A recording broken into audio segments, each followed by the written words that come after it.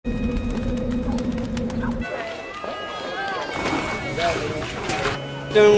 lugar namin, Sitio Maligaya 2, San Vicente, San Pedro, Laguna.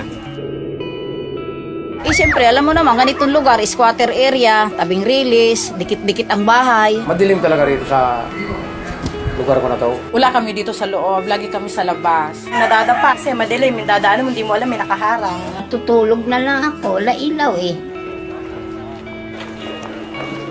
Ang tawag nila sa akin dito si Mang Dimi Solar. Napaliwanag ko yung mga bahay nila madilim. Bubutas ka ng yero, lalagay mo yung bote, lagyan mo siya ng sealant, bago lagyan mo siya ng tubig na mineral, lalagyan ng sunrocks. Bago kabit mo sa bahay, lagyan sealant mo para hindi tumulo. Ganun lang kasimple yun. Dati yung ganito, ito kadilim nung bago ko pagkakapitan. Ngayon, nung kapitan ko na, ito na ang liwanag niya. Yan ang liwanag. Pumili po ako kasi bote lang, tubig. Maliwanag na yung bahay mo. Bumaba yung ano ko, binayaran ko ngayon.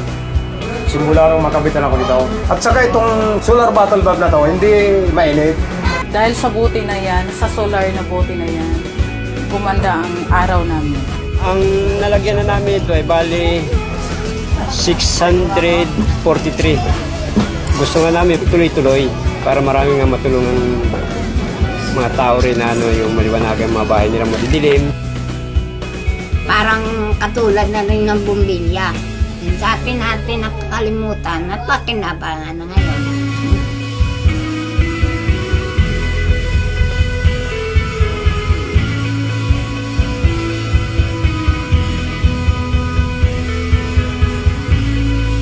Maliwanag